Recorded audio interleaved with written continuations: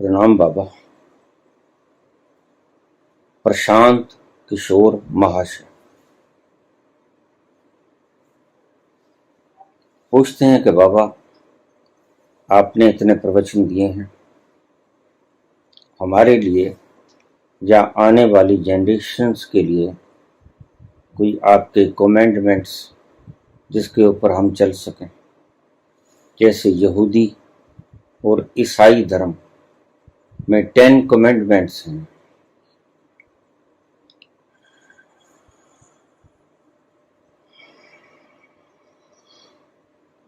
ईसाई और यहूदी धर्म में 10 कमेंडमेंट्स हैं।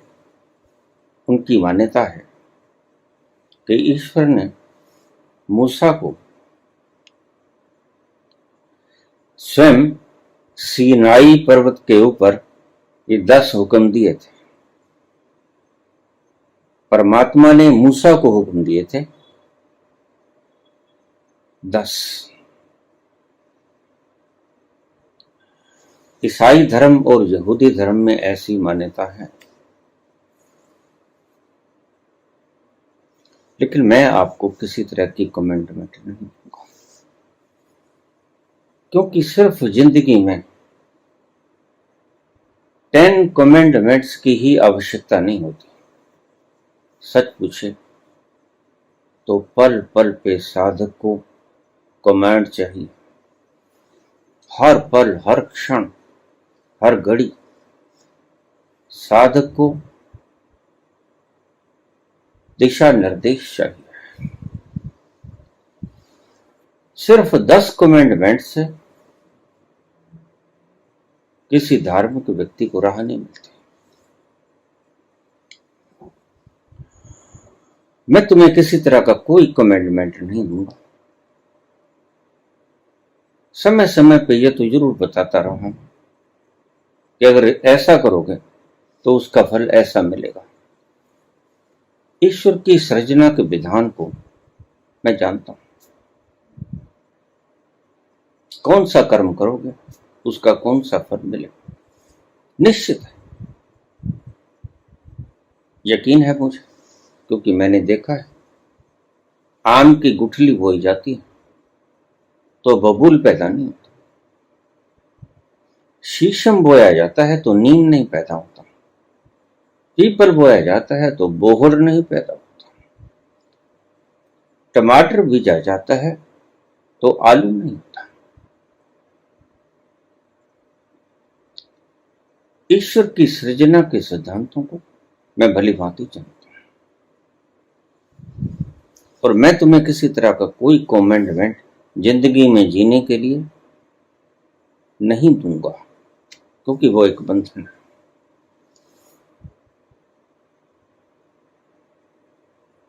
मैं तुम्हें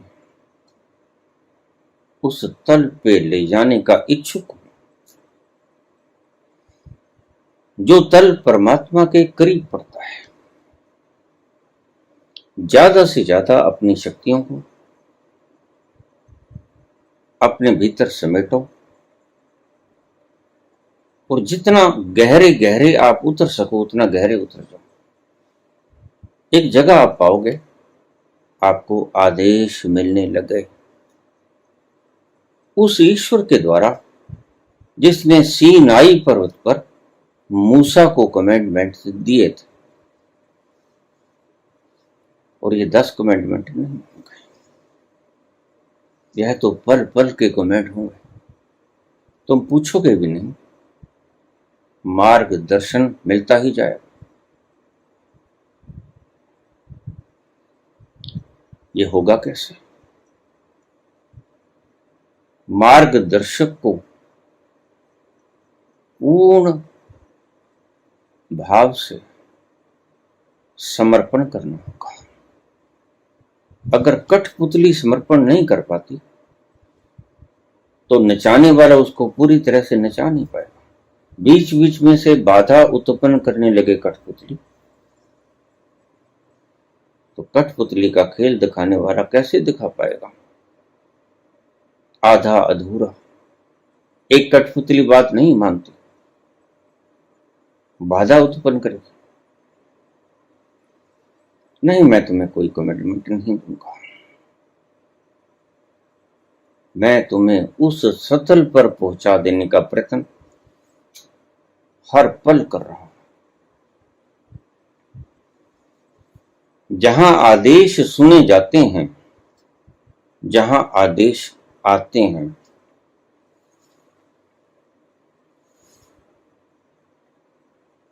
बाहर के आदेश तो ठीक पड़ेंगे, कभी गलत भी पड़ेंगे। जो आदेश मैं दे जाऊंगा, परिस्थितियां इतनी विपरीत भी हो सकती हैं कि आपको वो आदेश भंग करने पड़े, क्योंकि मैं किन्हीं नियमों में बंधा हुआ नहीं, मैं किन्हीं जंजीरों में, नियमों में बंधा हुआ नहीं। और अगर कोई नियमों में बंधा हुआ है, कमेंट्स में बंधा हुआ है, तो वह मुक्त नहीं है। कहीं भी कोई किल्ली फंसी रह गई, उसे मुक्त हुआ मत जान, वह फंसा ही हुआ है। इसलिए ना मैं बंधनग्रस्त हूं और न आपको किसी कमेंट में उलझाना चाहता हूं। मैं सीधा सीधा उस मुक्ति के सागर के पास ले जाके तुम्हें खड़ा कर दूंगा कि जहां आपको आज्ञाएं मिलेंगी, जहां आपको सब कुछ मिलेगा, जिंदगी को जियो, ऐसे जियो। उन कमेंडमेंट्स को मानना, बिल्कुल मानोगे, क्योंकि नास्तिकता की हदूद क्रॉस करके, इन शब्दों को गहराई से समझना, नास्तिकता की हदूद को क्रॉस करके वहां तक पहुंचा जाता है जहां पर परमात्मा के हुक्मों की बरसात तुम्हारे ऊपर हो जाती है।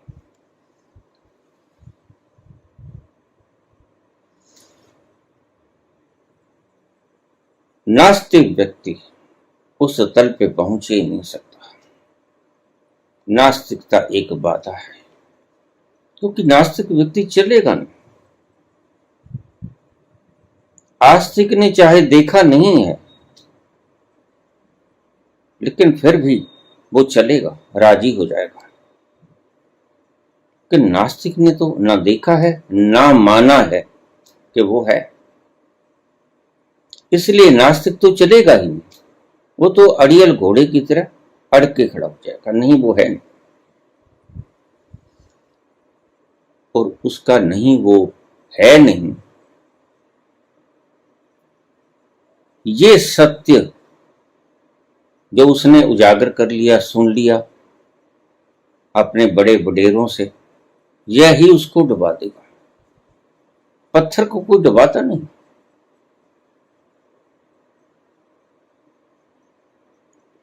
और लकड़ी को कोई तराता नहीं है। पत्थर अपने ही भार से डूब जाता है,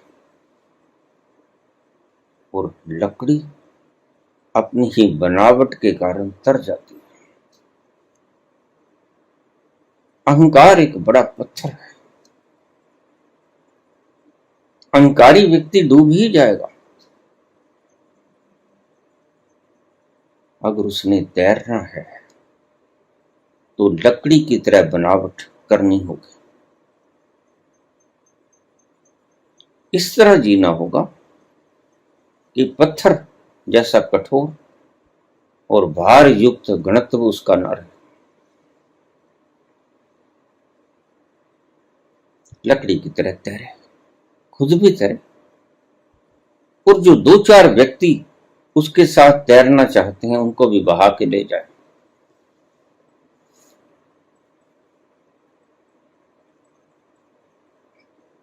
नानक ते मुख उज्जले कीर्ति छुट्टी नार, लकड़ी की तरह हो जाओ। तुम खुद भी तर जाओगे। नानक ते मुख उजले, केती छुट्टी नाल, और दूसरे व्यक्तियों की भी मुक्ति कर दोगे, बंधनों से आजाद कर दोगे। मेरा सारा प्रयास तुम्हें उस तल पर ले जाने का है जहां संदेश आते हैं। इसलिए अगर गुरु गोविंद सिंह ने कहा कि बाहर की गुरु की आवश्यकता नहीं, तो इसका अर्थ ये नहीं है कि बाहर के गुरु की आवश्यकता नहीं। आप समझने में चूक कर गए। इसका अर्थ ये है कि भीतर से आदेश आते हैं। बाहर के गुरु की इतनी ही आवश्यकता है जितना गुरु ग्रंथ साहब आपको बता देगा कि उसकी रजा में राजी रहो, बस इतना काफी है। उसकी रजा में राजी रहो। अगर आपने पूर्णत्व से इस बात को हृदय के अंतस्थल में उतार लिया तो आप खुल जाओगे अस्तित्व के प्रति, और जब तुम खुल जाओगे तो वो अपने आदेश बिखेरेगा, ब्रॉडकास्ट करेगा तुम तक। मेरा सारा प्रयास तुम्हें उस तल पर ले जाने का है जहां हुक्म आता है। हुक्म है अंदर सबको, बाहर हुक्म न कोई। नानक हुक्म जे बुझै, ताहु में कहे ना कोई। और जब व्यक्ति उस तल पर पहुंच जाता है और आदेशों को आते हुए देखता है और उन आदेशों को मानता है और परम सुखी हो जाता है। लहलहाती फसलों के भीतर सुगंधमयी हवाएं उसको खिलखिलाने पे मजबूर करती है।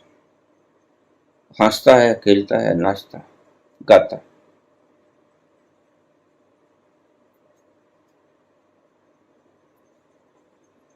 यही कहा गुरु गोविंद सिंह ने कि बाहर से एक ही बात गुरु ग्रंथ साहब बता देगा आपको।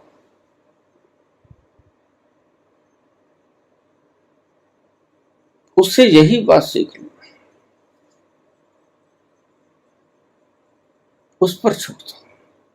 सर्व स्वीकार भाव, अच्छा करता है, बुरा करता है, जो करता है ठीक।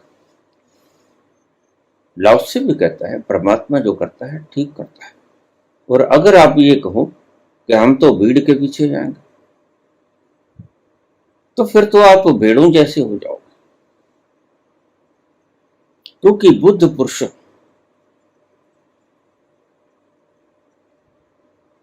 कतारों में नहीं मिलते हैं। बुद्ध पुरुष तो कहीं एक होता है। इतना बड़ा कमरा और बल्ब एक, सारे कमरे को रोशनाई देता है। एक दिया और पूरी कोठड़ी।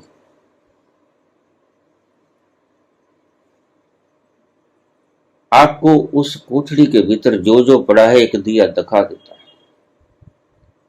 अगर तुम सोचोगे कि वहां भीड़ है, वहां जाऊं, फिर आप चूक जाओगे।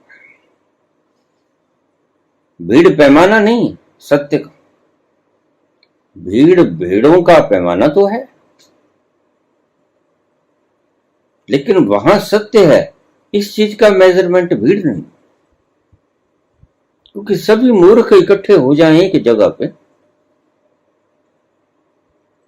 तो क्या किया जा सकता है। और लोग कहते हैं अंधों में काना राजा। मैं कहता हूं ये लोकोक्ति आपकी गलत है, महावरा गलत है। अंधों में काना राजा नहीं, अंधों में अंधा राजा। अंधों को तो दिखता ही नहीं, और अंधे के राजों को भी नहीं दिखता। काश वो काना ही होता, तो एक आंख से देखा कि दो आंख से देखा कोई फर्क नहीं पड़ता। लेकिन उसके आंख है, दो नेभी हों लेकिन देखने की क्षमता है। तो पूछा प्रमोद ने प्रशांत ने कि बाबा आपने इतने प्रवचन किए, सार रूप में कुछ कमेंडमेंट्स बताना चाहोगे जिसका पालन हम जिंदगी भर हमारे वंशज, उनके वंशज अपनाते रहे और जीवन को सुखी करते हैं? नहीं, ऐसा कोई कमेंडमेंट मैं नहीं दूंगा। सही पूछो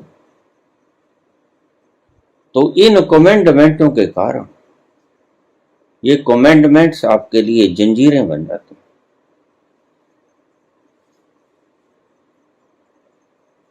ये आपको बांध लेते हैं एक संप्रदाय विशेष में, एक धर्म विशेष में। और बंधन तो बंधन होता है, वो चाहे धर्म का बंधन हो, चाहे संप्रदाय का बंधन हो, चाहे पार्टी का बंधन हो, चाहे परिवार का बंधन हो, बंधन तो बंधन होता है।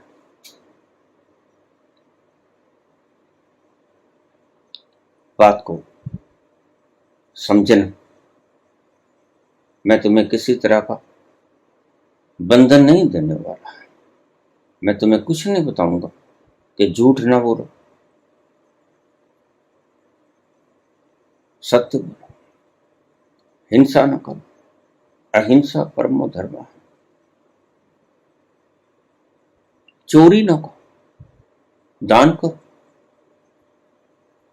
ब्रह्मचर्य साधो, कुछ जोड़ो मत अप्रिय, स्नान करो तीर्थों पे जाकर, मन में संतोष रखो,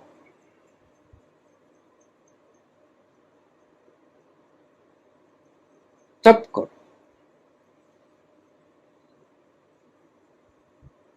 अपने आप में झांको।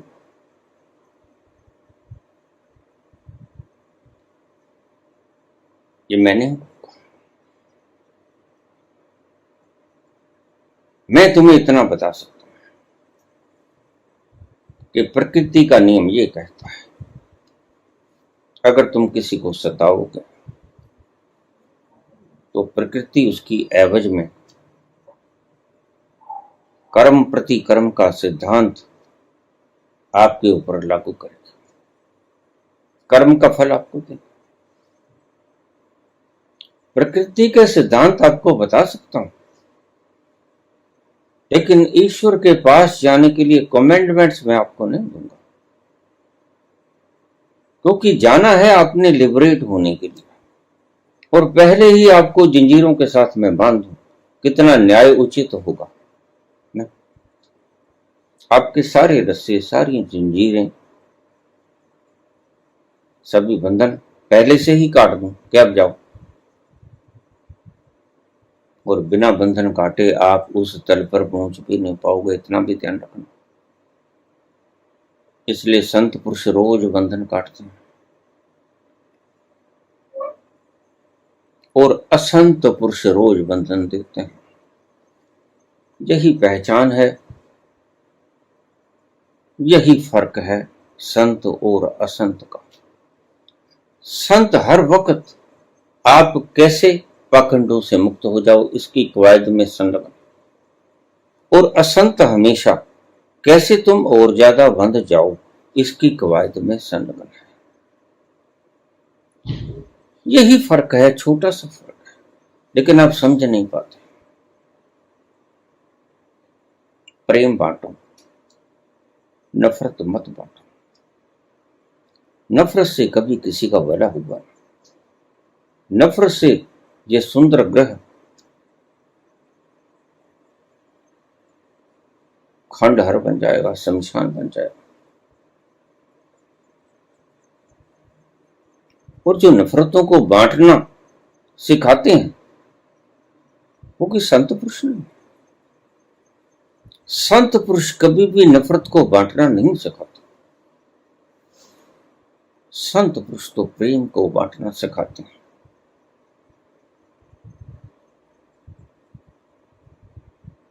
प्रेम पूर्वक चलते रहो। प्रेम पे के मार्ग पे आनंद से झूमते लहराते चलते हो। रास्ते में कोई भी आए दीन दुखी, उसको गले से लगाते जाओ।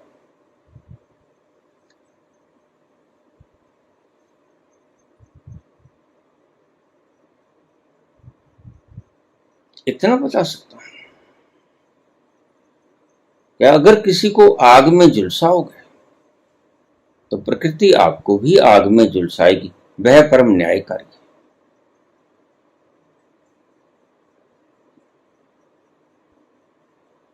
मैं ये नहीं कहूंगा कि आग में हाथ न डालो। कुछ ऐसे अड़ियल टट्टू होते हैं जो कहने के बावजूद भी आग में हाथ डालेंगे, और ज्यादा ठीक रहेगा एक बार आग में हाथ डाल ही देना चाहिए। बस एक बार की आपकी ये क्रिया जिंदगी भर के लिए आपके हृदय के भीतर उतर जाएगा कि आग के अंदर हाथ मत डालना। और कागजों का लिखा हुआ आप पढ़ लोगे तो भूल भी सकते हो किसी वक्त। तो मैं आपको सिर्फ कर्म व्यवस्था समझा सकता हूं, और वो संसार की बात है। क्योंकि कोई भी कर्म और किसी भी कर्म का फल तुम्हें परमात्मा रूपी आनंद नहीं प्रदान करेगा। कर्म कुछ भी कर लो, कर्म कुछ भी कर लो तुम्हें बांधेगा। ऐसा नहीं है कि चोरी ही बांधेगी तुम्हें दान भी बांधेगा।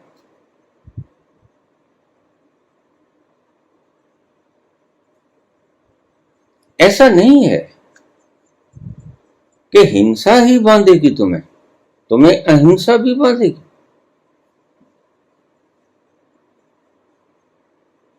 ऐसा नहीं है कि तुम्हें झूठ बांधेगा, तुम्हें सत्य भी बांधेगा।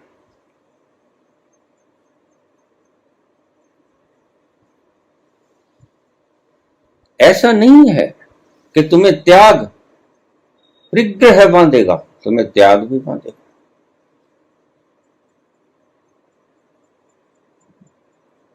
संसार में सब दुविधाएं तुम्हें बंधनों के अतिरिक्त और कुछ नहीं दे सकते। इसलिए कर्म कोई भी करोगे, 10 कमेंडमेंट्स में से कोई भी कर्म करोगे तो मेरी बात को ध्यान से सुन लेना, वो तुम्हें सिर्फ बंधन देंगे, वो तुम्हें आजाद नहीं कर पाएंगे, वो तुम्हें मुक्ति नहीं देंगे। कर्मों से सिर्फ बंधन ही प्राप्त होता है। कर्मों से मुक्ति कभी मिलती ही नहीं। ऐसा कोई कर्म नहीं जो तुम्हें मुक्ति प्रदान कर सके।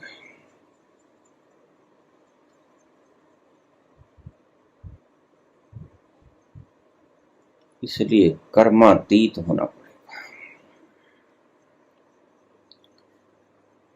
सुकर्म हो या विकर्म हो, बस उसमें इतना ही फर्क पड़ेगा कि सुकर्म तुम्हें सुख देगा और विकर्म तुम्हें दुख देगा। इससे ज्यादा कोई फर्क नहीं। लेकिन मुक्त नहीं करेगा। अब लोग यहीं उलझे हुए हैं। अच्छे अच्छे काम करो, बुरे बुरे काम मत करो। लेकिन संत इन पैमानों पे चलता नहीं। संत कहता है अच्छा करोगे तो भी बंधोगे, बुरा करोगे तो भी बंधोगे। बंधन जरूरी है। अच्छा करो या बुरा करो, तो कमेंडमेंट्स आपको कुछ भी दे दो तो पक्का है आप बंधोगे।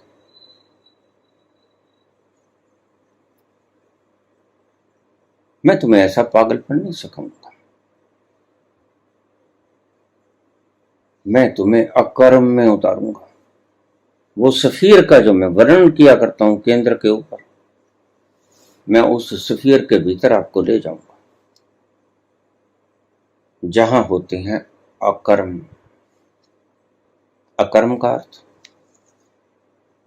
आप खुद कुछ भी नहीं करते, आपसे वो विराट सत्ता करवाती है, वो होता है अकर्म, उसे ही कहते हैं अकर्ता। कर्ता आपसे कुछ भी करवा दे। विराट कठपुतलियों को जैसा भी नचाए, कठपुतलियों का कोई दोष नहीं होता, आप भी जानते हैं।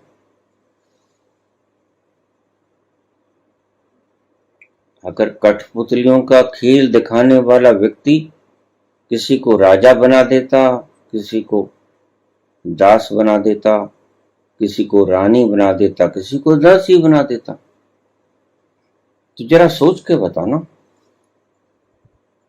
क्या उस राजा का कठपुतली के रूप में, या दास का, या रानी का, या दासी का कोई बंधन बनेगा? नहीं बनेगा। क्यों नहीं बनेगा? क्योंकि जो करवाया उन अदृश्य हाथों ने करवाया। बस उन अदृश्य हाथों के कारण उन्होंने तो सिर्फ हुक्म की मानना की, वो नाचे जैसा उसने नचाया, इसलिए स्वतंत्र कर्म नहीं बनेगा, वो कर्ता नहीं बनेंगे। जैसा वो नचाता है, कठपुतली उसकी जिम्मेदार नहीं होती, जिम्मेदार होता है वो नचाने वाला। वो अदृश्य हाथ, किसने राजा, किसने रानी, किसने दास, किसने दासी, ये सूरत बना ली और राजा अपना हुक्म चला रहा है, रानी अपना हुक्म चला रही, दास दासियां उस हुक्म को मान रहे हैं। लेकिन इतनी बात समझ लेना, हुक्म चलाते हुए भी वह हुक्मी नहीं, हुक्म मानते हुए भी वह हुक्म को मानने वाला नहीं। यह सिर्फ खेल है, उन अदृश्य हाथों का खेल है, उनमें कोई मैं भाव नहीं बनता। जैसा वो नचाता है वैसा ही उन्हें नाचना पड़ता है। अगर नाचना न भी चाहें तो भी नाचना पड़ता है। इसलिए जैसे ही आप उस स्फीयर के भीतर प्रवेश करोगे,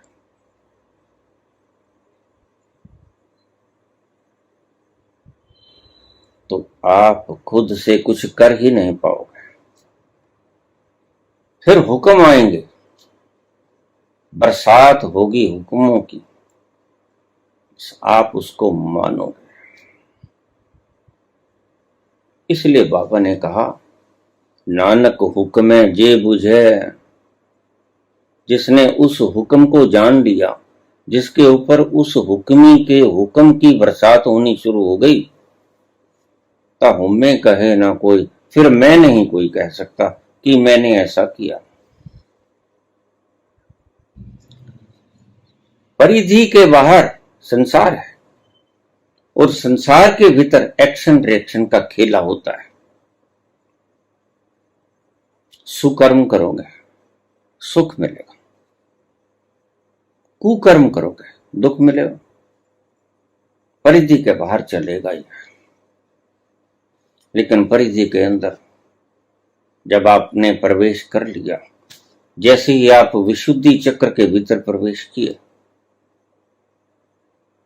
तो उस हुक्मी के क्षेत्र में आ गए।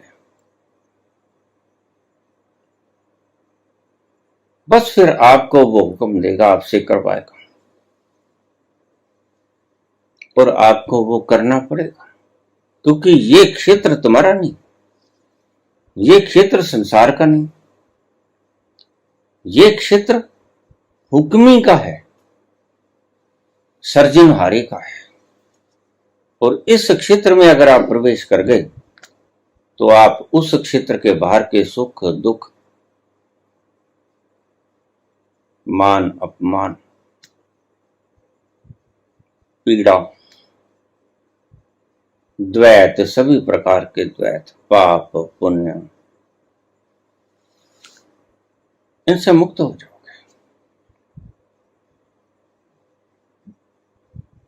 आपको पाप दुख नहीं देगा और आपको पुण्य सुख नहीं देगा, फिर आप करोगे तो। मैं आपको कोई हुक्म नहीं दूंगा, मैं आपको हुक्मी के क्षेत्र में प्रवेश करने का इच्छुक हूं कि आप जहां जाकर उस हुक्मी के हुक्मों की बरसात होती है उस क्षेत्र में प्रवेश कर जाओ। बस मेरी तरफ से कोई हुक्म नहीं है आपको, मेरी तरफ से तो एक मार्गदर्शन है कि कैसे आप उस स्फीयर के पार हुक्मी के क्षेत्र में प्रवेश हो जाओ। और एक बार आप उस हुक्मी के क्षेत्र में प्रवेश हो गए तो आपको उसका हुक्म मानना पड़ेगा और उसका हुक्म मानने में आपको आनंद आएगा। और जिस काम में मन को आनंद आता है उस काम को वो छोड़ता नहीं, उसको बड़ी खुशी खुशी करता है। तो कैसे उस हुक्मी के क्षेत्र में प्रवेश हो जाए? क्या है तकनीक? यह अहंकार हमें उस हुक्मी के क्षेत्र में प्रवेश करने नहीं देता। तो देखिए कैसे आप उस हुक्मी के क्षेत्र में प्रवेश हो जाओ कि बस सचियारा हुई है। कैसे उस हुक्मी के क्षेत्र में प्रवेश कर पाए कि वह सचियारा हुई है कि वह कूड़े तुट्टे पार। कैसे इस अहंकार की मरोड़ टूटे, कैसे इसकी गर्द में फंसा हुआ किला टूट जाए कि वह सचियारा हुई है कि वह कूड़े तुट्टे पार। अब ये दो अक्षर अपने हृदय में बसा लेना। हुक्म रजाई चलना, नानक लिखिया नार। जो होता है हुक्म रजाई चलना, उसकी रजा में जो भी आपको परिस्थिति मिल गई, वट एवर इट इज, जो भी सर्कमस्टेंस आपके रास्ते में आ गया उसको पूर्ण हृदय से स्वीकार कर लो। हुक्म रजाई चलना, नानक लिखिया नार। जो परमात्मा ने आपके इर्द गिर्द ताना बाना बुन दिया, सर्कमस्टेंस आपको दे दिया, बिना किसी गम और खुशी के उसे स्वीकार कर लो। किसी प्रकार का विद्रोह न करो, किसी प्रकार का उसका हुक्म मानने से इंकार मत करो कि वह सचियारा हुई है कि वह कूड़े तुट्टे पाल। हुक्म रजाई चलना, नानक लिखिया नार। जैसी भी परिस्थिति आ जाए, जैसी भी, बस उस परिस्थिति में तुम्हारे भीतर के सारे प्राण उसे सर्व स्वीकार कर ले। दुख की परिस्थिति आ गई, सुख की आ गई, आप सुख की परिस्थिति तो ढूंढते ही, सारे दिन का क्रियाकलाप आप करते ही इसलिए कि परिस्थितियां सुख की हो जाएं। कैसे परिस्थितियों को बदलेंगे? अभी तो दुख की परिस्थितियां हैं और तुम्हारे मोटिवेशन स्पीकर तुम्हें समझाएंगे कि हम बदल देंगे। और ये मूड है। एक आदमी गरीब होके दुखी है और एक आदमी महलों में बैठ के भी दुखी है। तो इन मोटिवेशन स्पीकर्स ने किया क्या? आप अनपढ़ थे तो भी दुखी थे और आपने आईएएस कर लिया, आईपीएस कर लिया, बड़े ओहदे पर बैठ गए, पीएम बन गए, सीएम बन गए, दुखी आप फिर भी हो। तो मूलभूत जो आपको जरूरत थी, जो आपका रोआ रोआ पुकार रहा था, आनंद को, खुशी को, उससे तो आप वंचित रह गए ना। तो फिर ये बाहर का वेशभूषा गरीब का है या अमीर का है, झोंपड़ी में बैठा है या महलों में बैठा है, इसका फर्क क्या है। मैंने झोंपड़ियों में ठहाकों की आवाजें सुनी और मैंने महलों में गम का मातम देखा।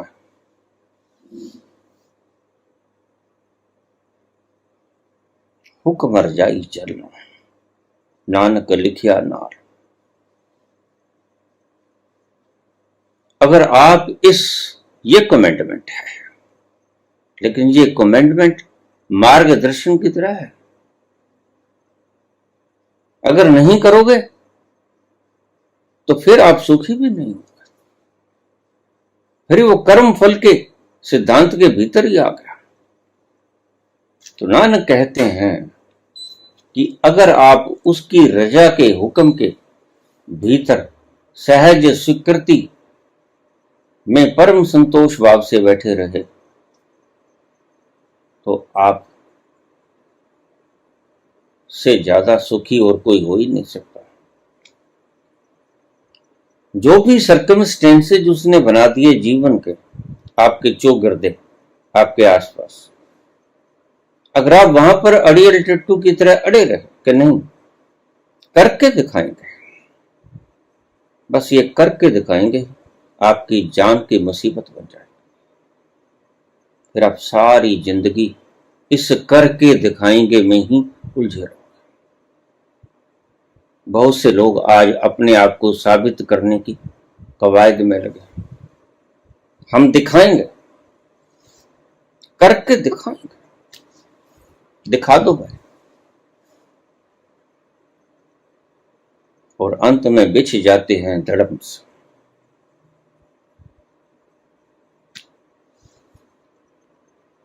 कुछ नहीं करके दिखा पाते, एक भ्रम ही पालते हैं, और ये जो करके दिखा देते हैं भीतर से कभी सुखी महसूस नहीं करते।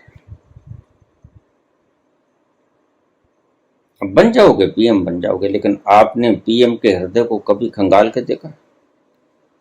वो चैन से सो नहीं पाता। बड़ा इंडस्ट्रियलिस्ट चैन से सो नहीं पाता। कौन सी फैक्ट्री, सैकड़ों फैक्ट्री, कहां पर कोई मुखिया, श्रमिकों का मुखिया हड़ताल करते, कौन झंडा लेकर बुलंद करते, इंकलाब जिंदाबाद, साडा हक इत्थे रख, क्या करो? इनको दिन में भी चैन नहीं आता, दिन में भी तिकड़मबाजियां लड़ाते रहते हैं, राजनीति करते रहते हैं। कैसे एक दूसरे को तोड़ा जाए, कैसे मित्र को शत्रु बनाया जाए, कैसे शत्रु को मित्र बनाया जाए, सारे दिन यही खेला चलता है इनकी खोपड़ी में। तो या तो खेला चलेगा खोपड़ी में, या आनंद की रसधार बहेगी खोपड़ी में, दो में से एक ही बात होगी। बस नानक यही बात कहते हैं कि तुम राजनीति, खेला, प्रकृति के विपरीत कुछ भी बनने की चेष्टा मत करो। तुम उसके ऊपर सारा भार छोड़ दो। सर्वधर्माण प्रत्यज्य माम एकम शरणम व्रज। फिर मैं क्या करूंगा? हम त्वाम सर्व पापेभ्यो मोक्षयिष्यामि मा शुचः। तुम छोड़ के तो देख उसके ऊपर, यार की मर्जी के आगे, यार का दम भर के देख। अर्ज़े उल्फत कर चुका है, ये भी उल्फत करके देख। पहले थक जा, अपनी मर्जी कर करके पहले थक जा।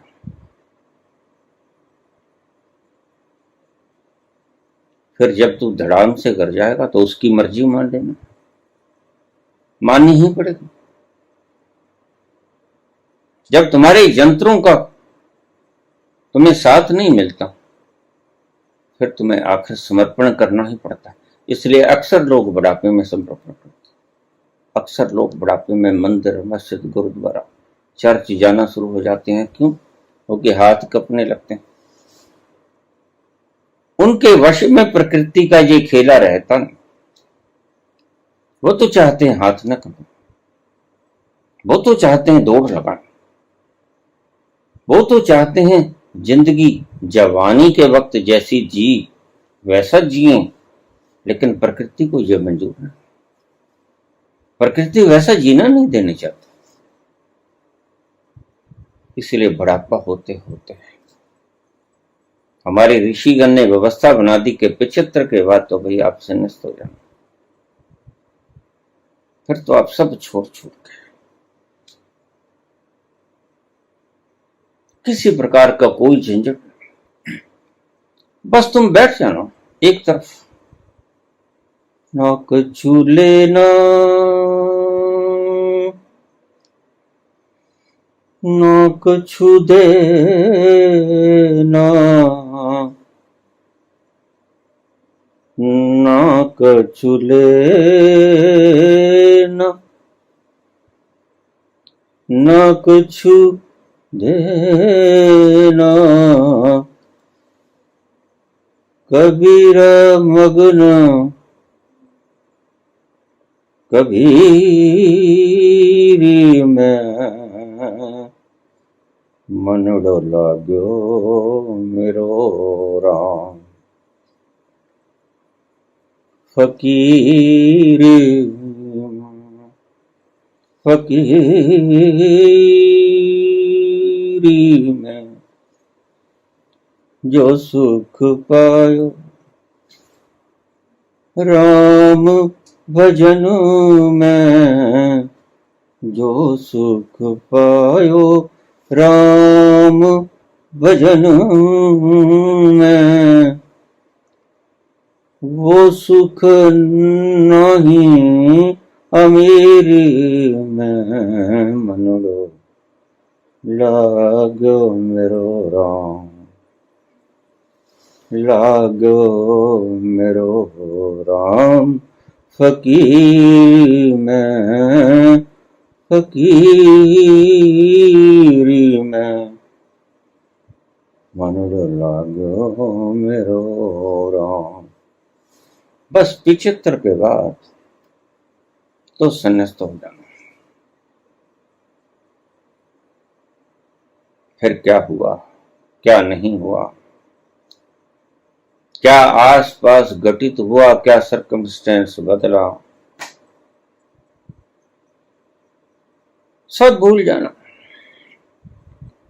छोड़ छाड़ के कबीरी में मस्त हो जाना, अपने आपे में उतर जाना, अपने स्वयं में स्थित हो जाना। बहुत भटक 75 साल तक इतना कुछ किया, त्याग देना। बस एक आराम से आसन पे बैठ जाना, बैठा ना जाए तो लेट जाना, लेकिन दिमाग से कूड़ा करकट बाहर फेंक देना। ये करना है, वो करना है, बहुत कर लिया, सब कर लिया। हमारे एक परंपरा थी, 100 साल के करीब का होके मरता उसको हम सोने की पूड़ी लगा देते। आज तो ये एक सूचक बन के रह गए, ये कर्मकांड बन के रह गए। लेकिन ये ऋषियों की बनाई परंपरा थी कि 75 से 100 साल गोल्डन पीरियड होता है आदमी के जीवन का।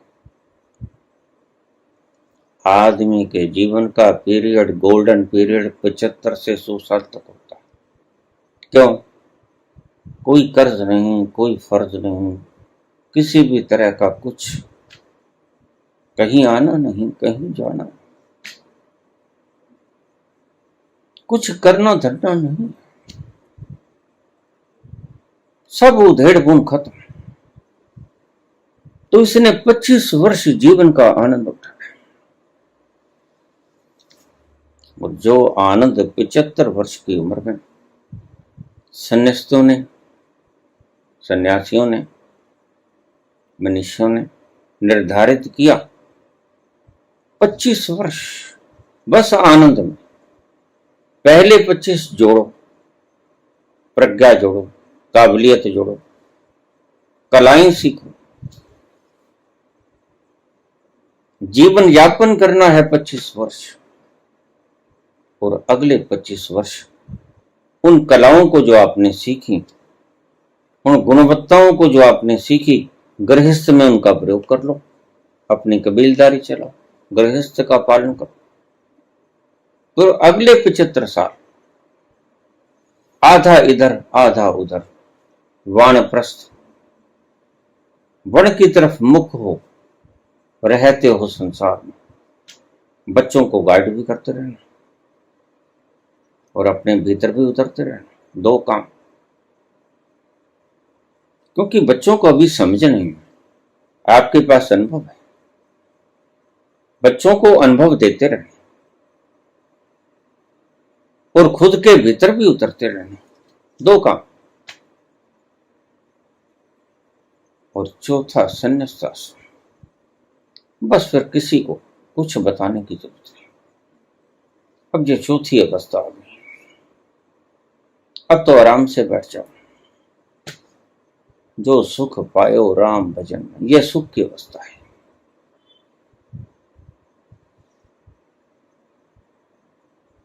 खाली मन, अपने अंतस की मीठी यात्रा, इससे बड़ा सुख और क्या हो सकता है। तो कबीर कहते हैं कि बस मैं तो कबीरी में ही राज्य, अब कुछ ना पाना है, न कुछ खोने का डर है। अब तो मेरा जियरा, अब तो मेरा मनवा उस विराट के चरणों में बिछ गया है, समर्पित हो गया है।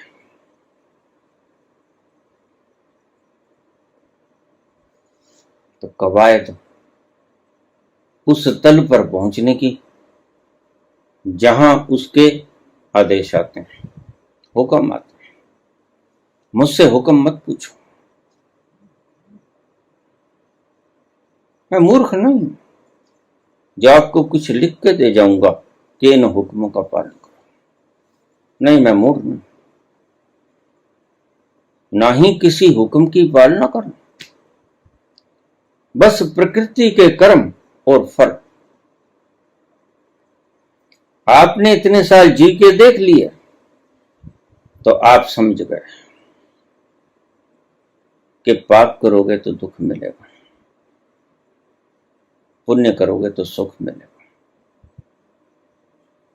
गलत खाना खाओगे तो रोग घेरेंगे। दिनचर्या ठीक से ना की, युक्त आहार विहार से, भगवान कृष्ण ने इसीलिए कहा था युक्त, ठीक से भोजन करो, ठीक से व्यवहार करो, आचार और व्यवहार को बिल्कुल शुद्धतम रखो।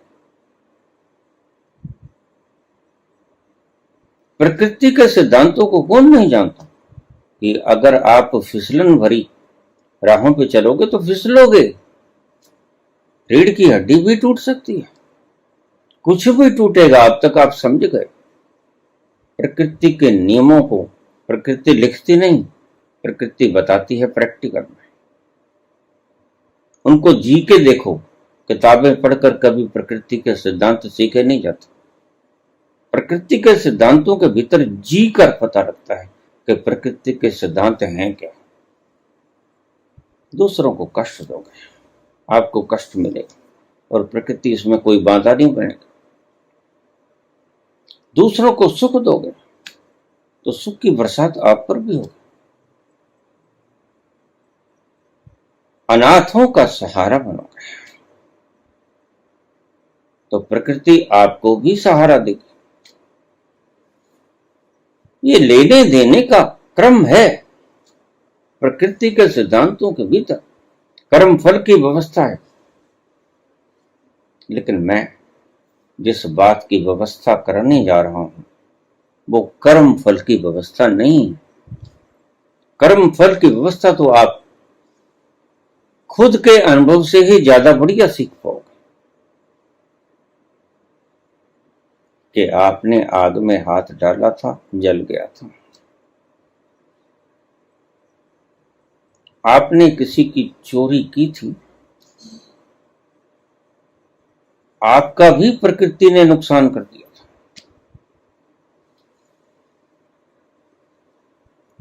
एक चोर की कहानी मैं कल ही सुना रहा था। एक चोर अपने पुत्र से बोला, बेटा ये सामने ऊंची सी मंजिल देख रहे हो, जहां ज्यादा रोशनाई है, जहां रोशनी ही रोशनी है। हाँ पिताश्री, देख रहा हूं। ये गौर से देखो कितनी रोशनाई है। हाँ देख रहा हूं पिताजी। ये बेटा मैंने 7 बार लूटी। पिता भी सो गया। अब पिता का काम, चोरी का काम तो रात्रि के अंधकार में होता है। तो अर्धरात्रि का वक्त हुआ तो उसने बेटे को जगाया, चलो पुत्र वक्त हो गया, चले। पुत्र ने कहा, पिता मैं न जाऊंगा। क्यों? कुछ दुख रहा है, कोई तकलीफ है, कोई हार्ड पांव में दर्द है, कोई बुखार वगैरह है, कोई तकलीफ है? नहीं, स्वस्थ हूं, बिल्कुल ठीक हूं, सोना चाहता हूं, सो लेने दो। तो पुत्र चोरी करने जाना है? नहीं मैं नहीं जाऊंगा। क्यों नहीं जाऊंगा? फिर हम खाएंगे कैसे? कोई बात नहीं, आप चिंता मत करो, अब ये डोरी मेरे ऊपर छोड़ दो। पिता ने कहा, है तुम अभी इतने समझदार हो नहीं? तो चोर के पुत्र ने कहा, पिता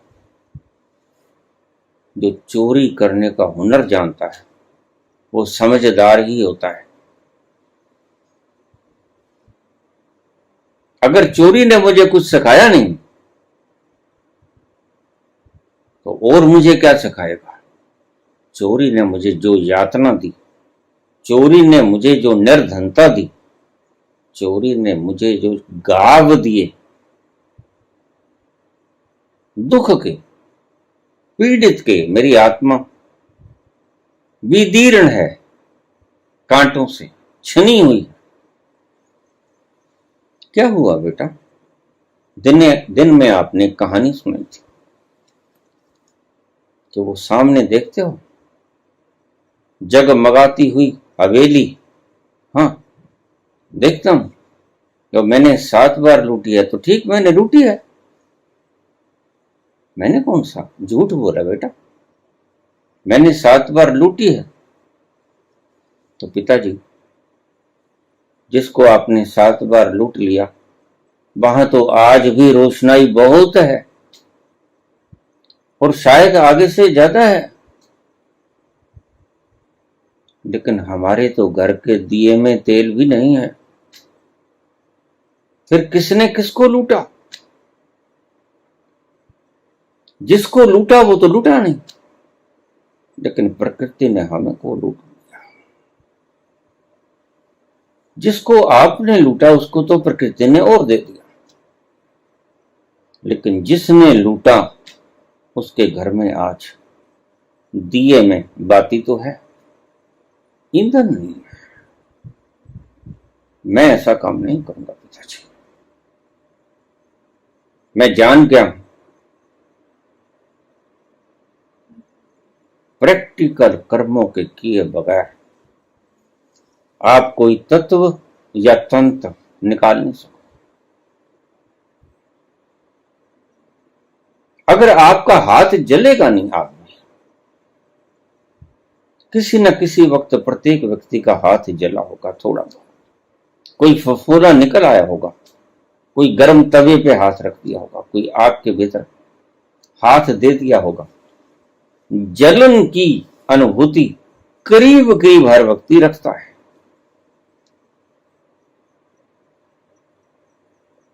यह है प्रैक्टिकल।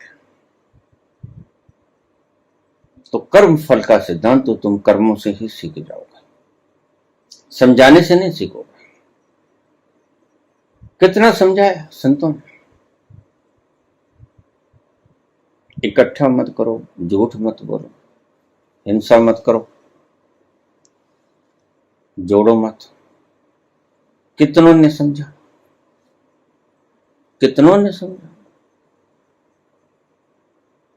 संतों की बातों का असर कितनों पे हुआ।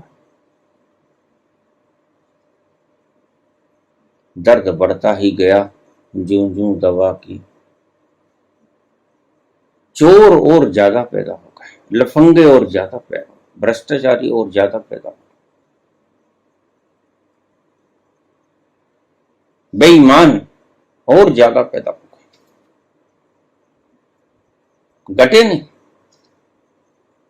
तो संतों की बातों का प्रभाव आपके ऊपर कितना पड़ा। जिन्होंने कमेंडमेंट्स आपको दिए थे,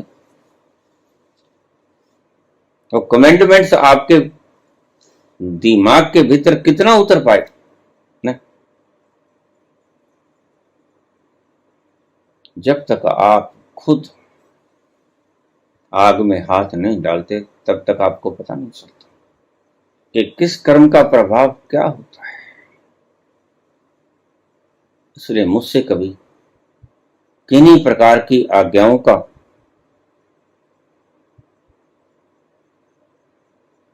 आप रखना ही मत दिए कि मैं आपको कोई आज्ञा दूंगा। मैं आपको उस तल पर जाकर खड़ा कर दूंगा जहां आज्ञाएं बरसती हैं, और उसकी बरसती हैं जिसकी आज्ञाएं परम शुद्धतम स्वरूप में होती, तो कभी गलती नहीं खाता। ईश्वर अगर गलती करता होता, आज ये धरती इतने नियंत्रित तरीके से घूम नहीं रही होती। लाखों लाखों वर्षों से ये वैसे ही अपने धर्म में घूम रही हैं, चल रही हैं, अपना धर्म निभा रहे हैं। वह गलती नहीं करता।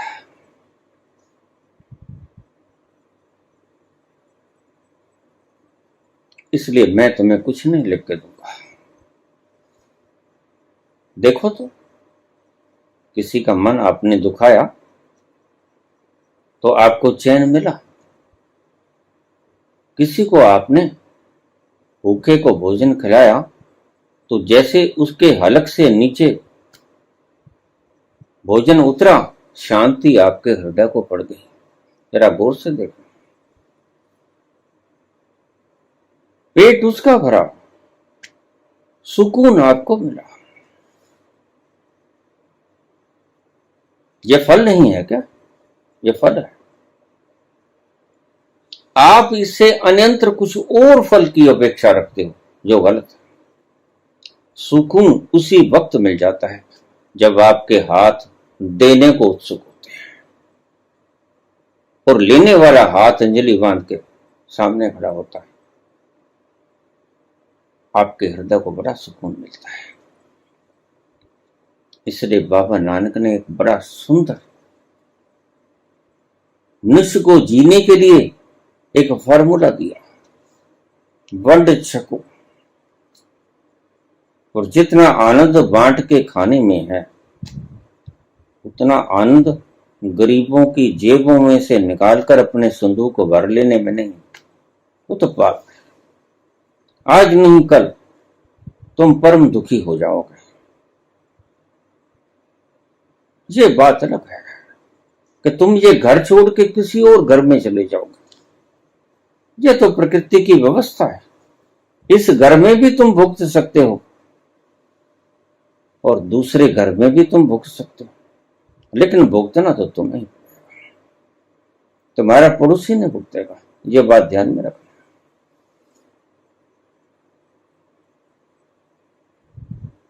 मैं तुम्हें उस सफीर के भीतर उतार देना चाहता हूं, और उस सफीर के भीतर जाने का तरीका क्या है कि वह सचियारा हुई है कि वो कूड़े तुकटे पार हुक्म रजाई चलना, नानक लिखा नाम, उसकी रजा में राजी हो जाओ। जो वो करवाता है सी मत करो, राजी हैं हम उसी में जिसमें तेरी रजा है। अपनी तो यूं भी वाह वाह है और यूं भी वाह वाह है।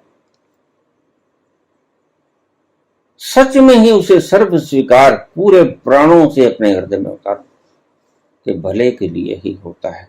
यह बड़ा मुश्किल है।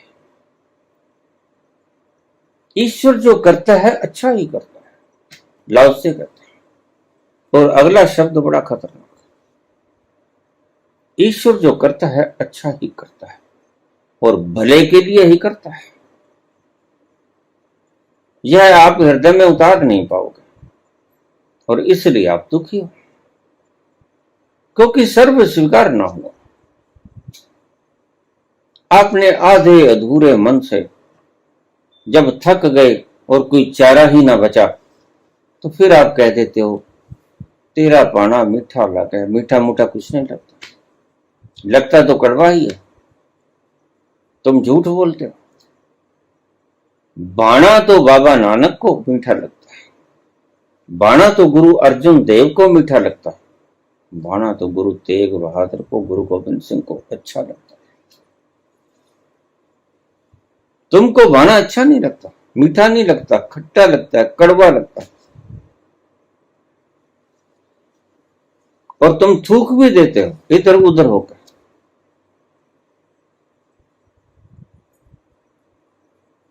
लेकिन पूरे प्राणों से तुम इस सूत्र को अगर हृदय में उतारो तो फिर तुम पाओगे उसके हुक्मों की बरसात हुई और उसकी खुशियों की बरसात हुई आपके ऊपर। बस आप उसके हुक्मों को मानना शुरू कर दो। इधर आपने उसके हुक्मों को मानना शुरू कर दिया, इधर आपके ऊपर खुशियों की बरसात होनी शुरू हो गई। जो सुख पायो राम भजन में, जो सुख पायो राम भजन में, वो सुख नहीं अमीरी में। मनोड़ो लागो मेरो राम फकीरी में, फकीरी में मनोड़ो लागो मेरो राम। धन्यवाद।